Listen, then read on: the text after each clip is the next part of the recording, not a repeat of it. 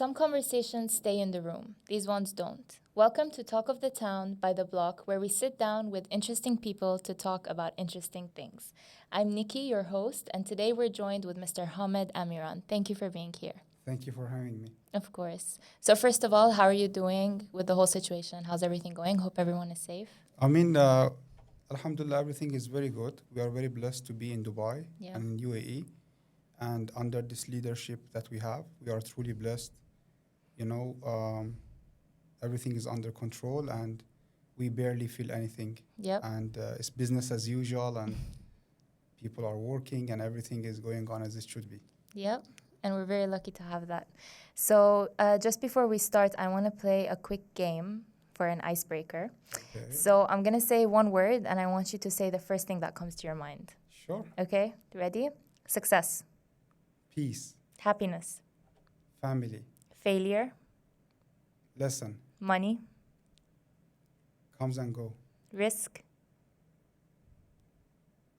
must be taken, Dubai, life, crypto, future, discipline, mandatory, freedom, your choice, luck, hard work, and future. build it. Amazing. I always find you get to know so much about a person when you play this game. Okay. It's so quick and easy. So, to get started, obviously, I want everyone to get to know you a little bit. Sure. So, maybe we start with an introduction. And I love to do this with people that are online and on Instagram. Maybe you can explain your Instagram bio to us. So, I tell you about my biography before I jump to my Instagram. Yeah. I come from a family where they were like entrepreneurs and they were in the oil and gas business. And then I was raised in Dubai since 2000 and I graduated from Dubai. And I was working beside my father for some while until we left to Canada in 2013. That's where my journey and whole Instagram started because I decided to take a career in real estate. Yeah. And when I started doing real estate, my father, he did not like the idea of me being a real estate agent to the fact we were coming from a business background and uh, it was not something appropriate he would appreciate. And he just mentioned one thing to me at the beginning of my career. He said, I don't want you to be like everybody else. Yeah. If you want to stay as a real estate agent or advisor, whatever you're trying to do, be the best at it. And he didn't mention to go after big deals and all of this network and the connection that I have built. But he just told me just to stick to something that is very niche, very unique, that many wealthy people will appreciate. So I quickly changed my direction and I went to the commercial side of real estate where I started working with big names in the industry and big developers. That's where my Instagram bio basically described the way of my work is I work with a selective type of client, Yeah. mainly developers, family offices, ultra net worth individuals, and mostly billionaires. And throughout, I would say, since I was in Dubai, and especially when I entered my university, American University in Dubai, that's where my connections started to take shape before I even moved to Canada. And the people that they were my classmates were people from a very high reputable families and successful families in the city. And my journey of building connections and building that Instagram bio uh, came actually from 2008, almost 18 years of work, of connections, building relationships, and showing like the value in my work were helped me to attract these kind of clients and developers to work with. So that's the whole story of my Instagram biography and bio what you've seen. Yeah. And I'm really blessed that, I can be trusted by them and I work with these families and provide them whatever they need. Yeah. That's very interesting that you say that. I also grew up in Dubai and we come from very similar backgrounds, so I relate to what you're saying so much. So let's take it back when you first started out. Or you know what? Let's take it back even further to early life. How do you think growing up in Dubai gave you advantages that you're using today? A lot. I would say who I am today. The credit goes back to the place where raised me, and which is Dubai and United Arab Emirates. Uh, we are Arab Iranian from the south of Iran, a city called Khorramshahr. And knowing the language Arabic as my mother tongue helped me a lot to connect with the community and the Arabs in the in the Gulf region. I mean, I'm Arab, one of them as well. So it gave me the advantage to connect with them faster. Yeah. And then the environment, the Dubai environment itself, opened my eye to a lot of things. Whenever I would say, whenever I would see His Highness Sheikh Mohammed bin Rashid Al Maktoum speaks about big visions, Yeah. about building new development sites, extending the beach coastal side of Dubai, and all the technology and advancement that is happening in Dubai, every time I pay attention to his words are like keywords. And if you are really paying attention to what he's saying, it opens and it gets you to think about a lot of things. It comes to your mind. You start thinking about it, and it was a big eye opener for me. An environment in Dubai has basically shaped me who I am today, and I'm very grateful to the leadership, to the place I grew up, and I was very fortunate, and I am very fortunate to be here. Yeah. My favorite thing that His Highness has ever said is when he said, um, when you wake up, if you're a lion, the slowest lion is going to go hungry. And if you're a deer, the slowest deer is going to be hunted. But in Dubai, I don't care if you're a lion or a deer, when you wake up, you better start running. Yes, I exactly, love this quote. I have the video saved. exactly. Yeah, so absolutely agree with everything you said. And I think also another thing about growing up in Dubai is you become familiarized with all the cultures. Like you go to school and there's like 200 different nationalities. It's an insane You become an experience. international person. Yeah. You would see everything that anyone would want to see in during their lifetime. You would Yeah. see it here. You experience it here. You don't need to go anywhere. Yeah, exactly. So take it forward a little bit. University life, was real estate always your goal, or what did you want to do when you were younger?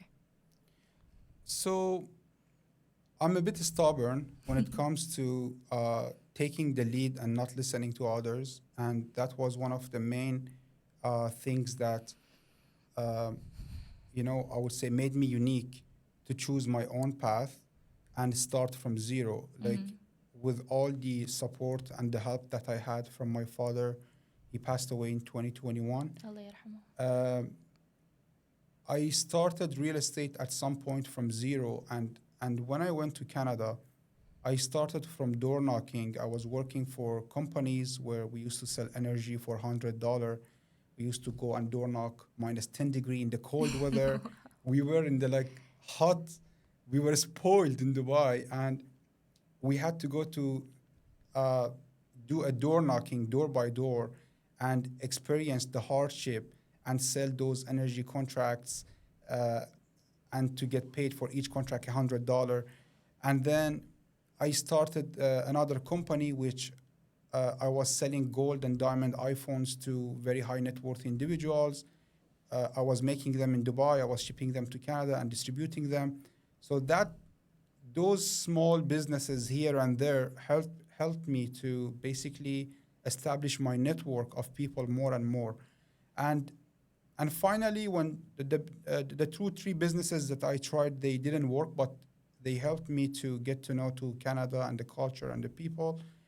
Geographically, my mind shifted toward real estate, and I was always had a passion. Whenever I was passing by tall buildings in Dubai, I was like wondering who owns that building, and I was wondering how can a man build such a like big asset or a real Yeah. estate. And then I started studying the real estate game backwards, and I was always curious about who's behind which project, how they did it, how they started. That got me really curious about real estate. Yeah, that's interesting. And so you started from zero, but how did you end up with the high value deals and high net worth people? How did you get yourself to a point where they could trust you? So, you know, I would say this, always provide value first. Yeah. In whatever you're trying to do in your business, always provide value on the table. When I started real estate, when I got my real estate license and started to help clients and serve clients, I was really spoiling my clients, taking them for dinners, lunches, breakfast, and I was like buying them coffee during the viewings. And I was not only showing them houses, I was taking them around the city, telling them that, this part of the city gonna become this new development, or this is by the water. I was giving them a whole picture. And as much as they wanted to spend time with me, I would put that time to explain the contract, to explain the high number, the low number, like the statistics of the area they are trying to buy, advantages, disadvantages.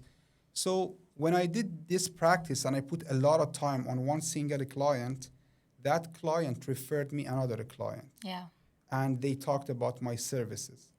And then another client. And then the deals got bigger and bigger. Mm-hmm. And year by year, even when I look at my notes, my deals were getting larger and were moving toward upper numbers. Yeah. Do you remember your first deal? Yes. What was it? So I advertised an ad on a website similar to Dubizzle in Canada. It's called Kijiji. And I introduced myself as a new real estate agent, actually. And I mentioned that in the subject, new real estate agent in the town. Wow. And I got client from there. He bought a house for 588,000 Canadian dollar. And the commission was around 16,000. Wow. And the second client again came from Kijiji, the same platform. It was a deal of 1.345 million Canadian dollar. So I started exactly in 2015, and I was still going between Dubai and Canada a lot. So my active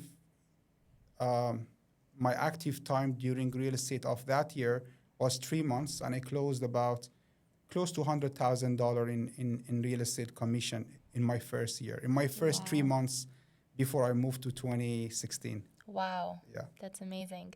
And how did that feel? It was really good. It was like kind of, you had 2, 3 businesses that failed, but you took the experience, and now finally you hit a career where it pays really good, Yeah. where it gives you the freedom, where you can help, where you can, use it to improve yourself. And I was helping a lot of people down the road. People used to call me, Hamid, I see you doing good in real estate. Do you suggest us to do the same? Normally people, they don't like people to come to their field. I was saying that absolutely you should do it. If you think you can do it, you should do it. And the journey was very exciting. Yeah. Ups and downs, but very exciting. Yeah, always is. So you did real estate in Canada and in Dubai. Yes. What's the difference between the markets? So in Canada, it's like 1, 2, 3, 4, 5, and everything is on the system, systematic. For example, today you want to buy a property, there are like 5 forms where the client signs it, for example, as a buyer, and he will commit to you for 3 months, and he knows of consequences. He will never go around you. It's called an exclusive, or it's called a buyer representation agreement, where exclusively the buyer would work for you, not with 10 other agents. Oh, wow. And they will not do anything wrong during that period. For sure, they will buy with you. It's very rare cases we have seen that the client went against his agent and then eventually got sued, and the agent got his commission back. So it's a very systematic that follows the order. To make it short, in Dubai, the forms, I would say, need an improvement. I don't want to say they lack of anything, but they need for sure improvements.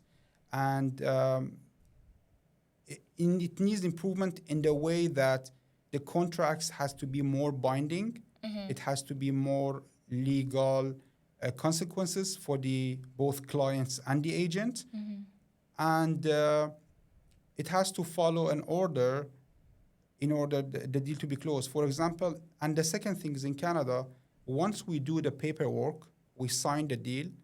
For example, you are the seller. I'll send you the paper. You sign the paper. Once the deal is accepted, you send your own copy to your lawyer. My buyer sends their own copy to their lawyer. The lawyers will do the land department transfer and everything.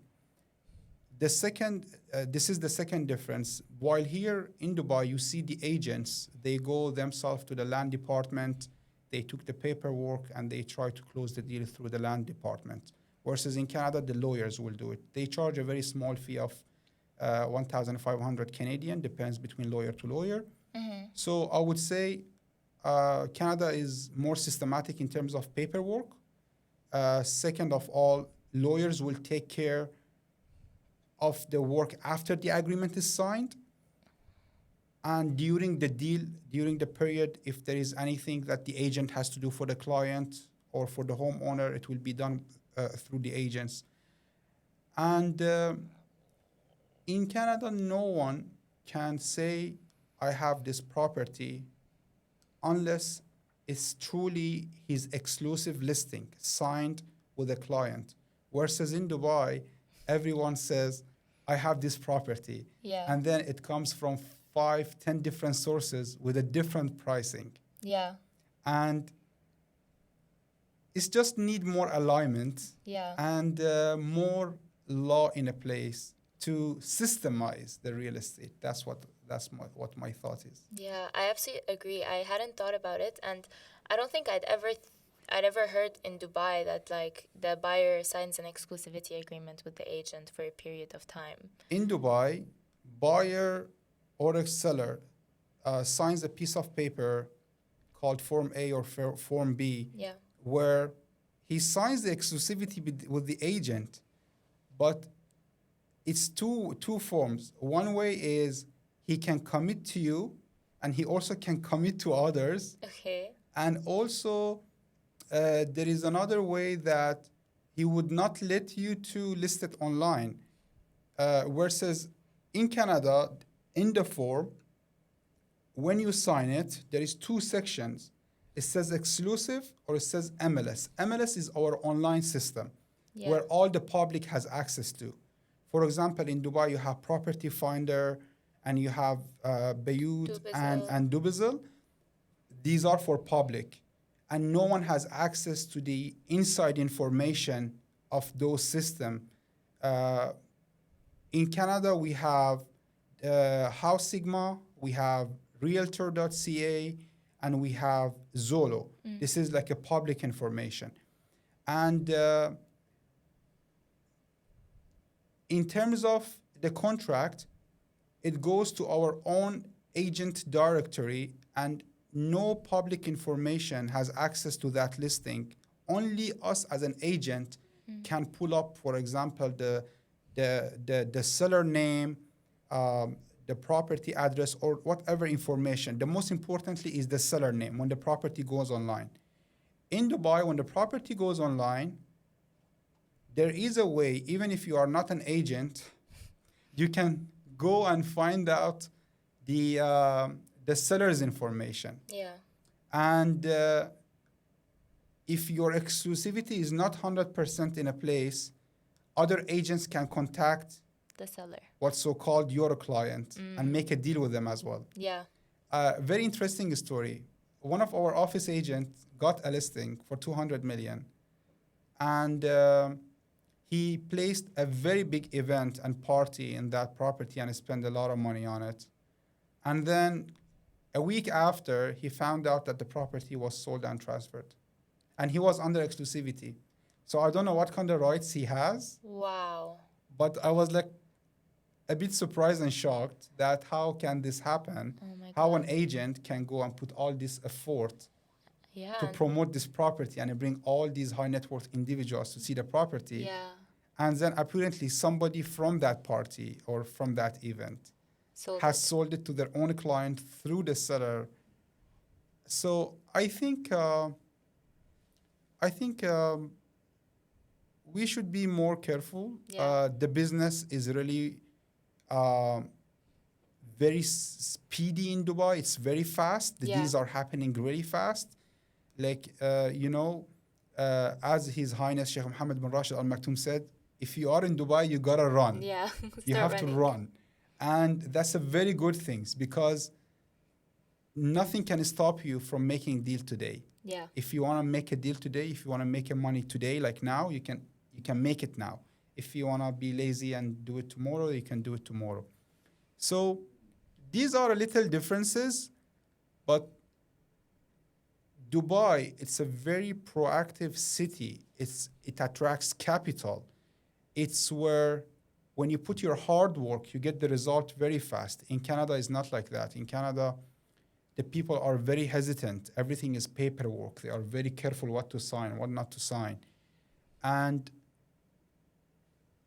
for a person like me that I was doing like deals about $40 million, $50 million, even $100 million, or couple $100 million, it was very difficult for me to move a deal like that, Yeah. especially with the last 3 years, last 4 years in Canada. It became very difficult to move a big assets. Versus in Dubai, you see people are sitting on the capital. Everyone is looking for the opportunity. And if you are the person that you think you can make it in Dubai, for sure you can make it in Dubai. And if you think otherwise, then Dubai is not the place for you to be because you have to be very brave, you have to be very outgoing, you have to be willing to take risk, and everything is there for you. Yeah. The environment, the people, the capital, the opportunity, the lands, technology, everything is there for you in Dubai to grow, honestly. Yeah. First of all, can I say you're very motivating? Like, I want to get up right now and become a real estate agent and start closing deals. That's when people talk to me, Yeah. they really want to become a real estate agent and they want to learn from me. Yeah. That's one thing because I give my information with all honesty to people Yeah. and I guide them to the dots and I never hide anything behind my explanation. I don't sell courses. Yeah. So I give everything with all honest truth. A So natural mentor. Yalla, let's go. yalla. Okay, so last question on this topic, and then I want to move on. But so you've seen the system, and you've explained very well how the system works in Canada and how the system works in Dubai, especially when it comes to like listings. I see myself like you see the same property listed 5 times on the same website. Yes. It happens very often. But in your honest opinion, which system is better for buyers, which system is better for sellers, and which system is better for the agent? So I cannot honestly comment on that. What I can tell you is if you are a real estate agent, you should do your work very carefully and find out the source first of the price because a property can change. The price of the property can change over several platforms, ups and downs and different pricings. So you should see which platform is offering you an honest information. I really haven't got to that point to analyze the system because I mostly work off market with the larger assets from the governments, with the developers. My clients are a different scale. But for example, just to give you an addition to what you asked me, when I came to Dubai about 6 months ago, full time to start real estate, I eliminated, with all due respect, 99% of the agents in the market. What do I mean by that? I was receiving a property from 20 agents with 20 different pricing, and I said to myself, I cannot work like that. Yeah. There got to be a way. So I started going and finding who is the real owner of that property, what's the real price, and sometimes you will be surprised. You have the check, you have the contract, the seller even is not thinking to sell it. So it's very important when you come to Dubai, when you work in Dubai, to check the sources, even our leaders and the governments, when it comes to sharing the news, not even a property, even a news. Yeah. They say there is a fine if you don't share the news from its original source. Source. So that tells you everything that you see in Dubai, you have to check the source. Yes. Whether it's buyer, whether it's seller, anything, go to the source. Most of the people, they are not willing to put the work, for example, to go see such a land. How do you know that land exists? Maybe there is a hole in the land. Yeah. Like how sure you are like the land is available. For example, I received the land few days ago. I drove myself all the way to Abu Dhabi to check the land and see the land and talk to the owner directly and find out the real price, his real intention to sell. And then once I have that information 100% sure, then I can go and market it to my buyers. Yeah. And with all respect to all the agents in Dubai, I try to be the principal party in the deal between the buyers and sellers because, again, sometimes you have a trusted network of agents that you can trust them, but you never know where the information goes and how the price is going to change and how it's going to affect the property and going to make the property look bad. You have to work very secretly, very low key, get your job done, and in order for you to create a success story. If you want to stay between hands of what people say, what people do, you're going to be lost in this market. Yeah. I think everyone underestimates how important it is to have a good agent when you're looking for a 100%. property. So moving on, back to the point that you made, your clients are on a different caliber. High net worth individuals, family offices. What is attracting these type of people to Dubai right now? The circulation of wealth, in one sentence. So Dubai, as I mentioned, is a very a city full of capital. It's a very pro-capitalist city. What do I mean by that is, it's a city where everyone is bringing their money and funds and operations and companies here. They are not only coming here to live, they are moving their staff, their employee, their headquarters, and as per formal data and statistics, they say there are 20 billionaires in Dubai. I would say there are probably 100 billionaires in Dubai. Yep. The numbers are very, underrated. And honestly, like $1 billion in Dubai nowadays it's very normal. Yeah. You go to a very high-end place, you see an individual, he has at least $1 billion dirham or $1 billion. And I'm not saying everyone has it, but I'm saying the number of billionaires in Dubai are definitely above what's been mentioned online. I would say it's easy over 100 people. Yeah. And more of them are even coming and moving their wealth here. So Dubai is the place to work, to live, to build a future. It's safe. You really feel how safe you are given these circumstances. And our leaders not taking no for an answer. They are honestly fighting for us more than ourselves, for our life and our being in Dubai. Yeah. Imagine having a leader that fights for you, that puts you in an environment where they have done all these hard works to make Dubai or UAE a magnet for wealth. Imagine living here and all you need to do is just to go and get it and go and meet that person. And that's how I see it, honestly. Yeah, no, I absolutely agree with you. I think Dubai is now, honestly, in the ranges of New York, London, Singapore. Surpassed New York. Yeah, Dubai absolutely. surpassed New York. Why do you think that is? Right now, in 2025, 2026, there have been statistics, I believe, came out 3 months ago in January, that then the amount of real estate value, like if you gather the whole real estate market, the value of a whole real estate market surpassed the value of real estate market in New York. Wow. Yeah, that was very surprising to me as well. That's amazing. And every day is even, going further. Dubai, in this, tough times, we have seen several big transactions happened. A major developer in Dubai bought 75% stake of a company in UK for over close to $500 million dirham.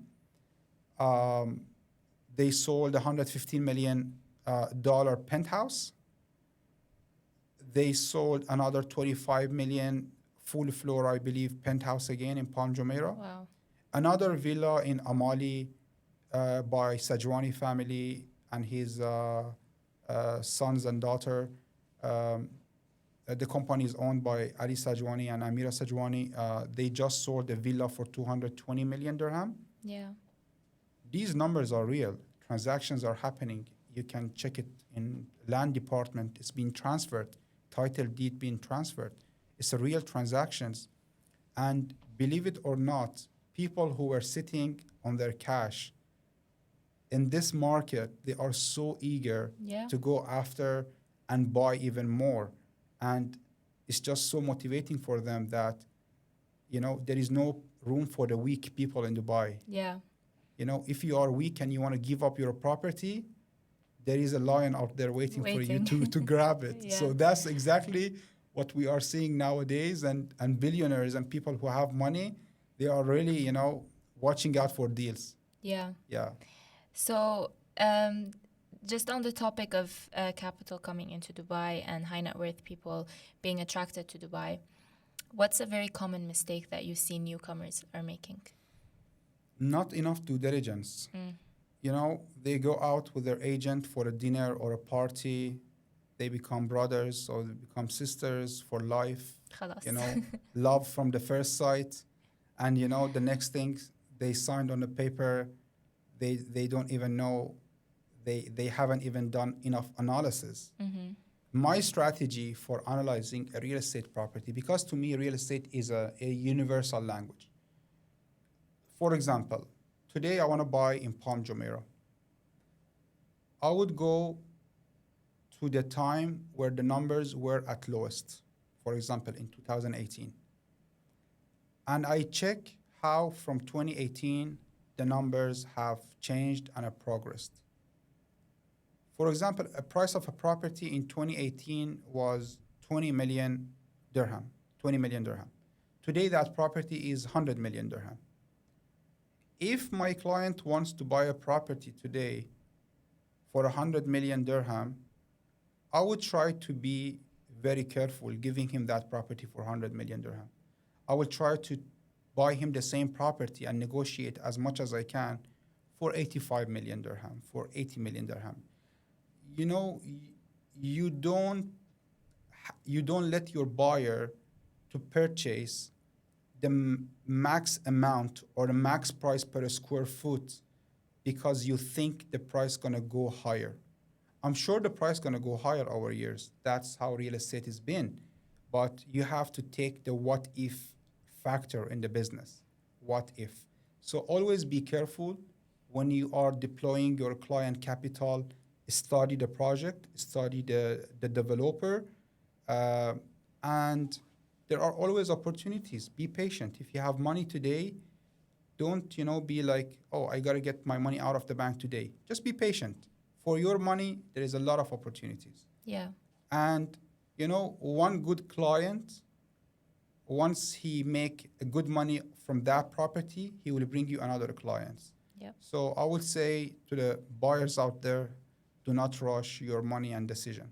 Yeah. I think what you said, it was like clicking in my head that it differentiates between people that just want to make one big deal and move on. Because I feel that they would say, okay, it's 100 million, my commission's going to be higher, let's do it, let's get it over with. And then compare that with someone like yourself that's looking at it long term, caring about the client's capital, looking at the client's network as well as an opportunity, who then negotiates the best deal for the client. And I think that's amazing. So going back to your Instagram bio. Again? Again, you have AI mentioned. Yes.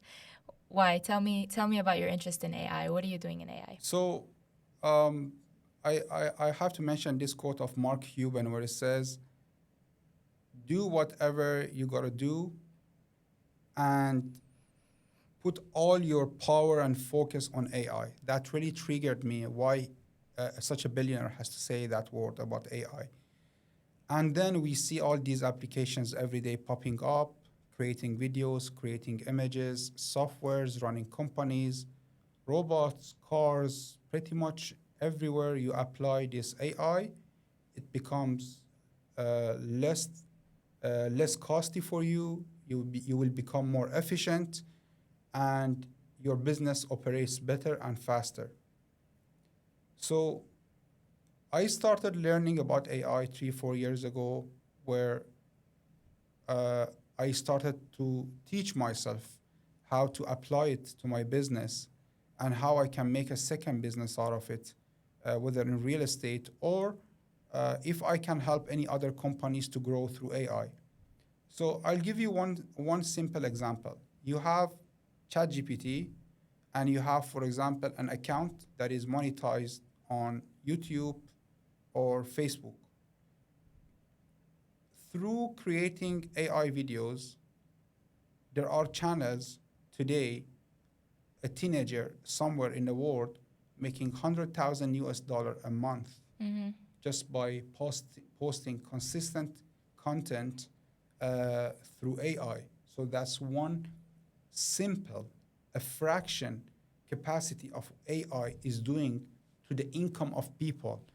Uh, they used to say AI will take a lot of jobs, but they did not mention that people who learn AI, they will start making more money, and people who, let's say, even they lose their job, sitting at home, working with AI, creating content, doing something positive for their life, eventually they can create an online or digital income for themselves. And I started applying AI to my content. I started applying AI to my documents, to my presentations, are more professionals, my emails, and my whole idea of the AI is to grow my AI media company and consulting company where I can advise companies uh, to grow faster, more efficient, and be more resourceful. For example, one of the things I do through my consulting company is I'll bring like in startups from Canada or US that, for example, they're making $5 million a year. I will go and find the same matching company that is operating in Middle East, and I'll offer them to buy that company and merge it together. Mm-hmm. And this is one of the uh, this is my second business I do beside my real estate, and AI has a big role in it um, when it comes to making my emails more efficient, my presentations. It's like an advisor to me how to approach and how to match make these two companies to merge them together. And as well, as you go forward, we are at the very earliest stage of AI. UAE is the place where it's supporting AI technology. What do I mean by that? You see a product that it's been running with AI or AI has a big part in it. For example, automation that can be applied to any kind of business that can make the business uh, operation cost less and can increase the revenue for the company. I always search for new technology, for new products that is running with AI or it has to do something with AI, and I'll bring it to the UAE government and I present it and I try to make it a United Arab Emirates company. Mm-hmm. And because, for example, it's like you bringing a seed from somewhere, another part of the world, you bring it to Dubai and it will grow. Yeah. And that's my aim, honestly, with my company. And we already have made about 3 contracts so far uh, under negotiation to bring the companies to UAE in terms of cybersecurity, technology, and real estate products.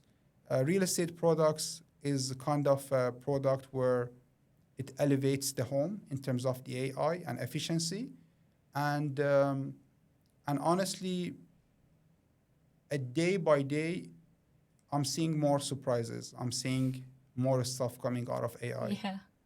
Yeah, for me, the biggest shock that I got was this refrigerator, and it has cameras inside.